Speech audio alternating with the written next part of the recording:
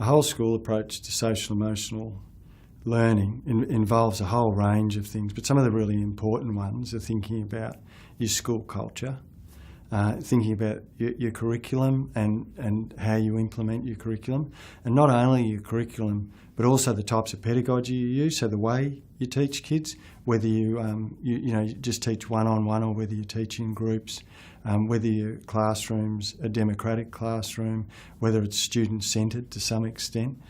So those types of things. It's also really concerned with the types of relationships that people have and the level of collegiality among staff, the leadership and role modelling that people provide, the sorts of policies you've got in place, the way you manage your students, the way you relate to your parent population and the way you relate to your community.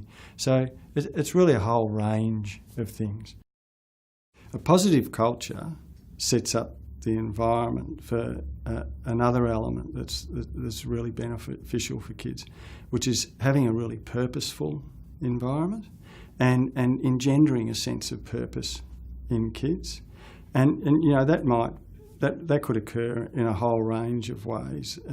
But once again, the key issue here is that people actually believe in what they're doing. They're not just going through the process, but when the teachers really believe in what they're doing, the kids believe in what they're doing. And where that's really beneficial to a young person, if you actually have a higher purpose in life, then what you do matters.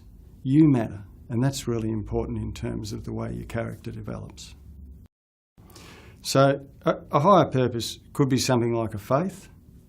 It could be something like community service, but it also could be something like, you can't let your team down. So you might have a game on, Friday afternoon, and, you mightn't be feeling too good, but, no, I've got to go along because, I don't want to let all the other kids in the team down. And finally, I think it's really important for schools to support families and also to engage with their community. If they engage with their community, they'll be responsible to all the cultural differences and all the diversity and all of those things. So it's not just about families and the community supporting the school, but it's about the school actually getting out into the community and supporting them.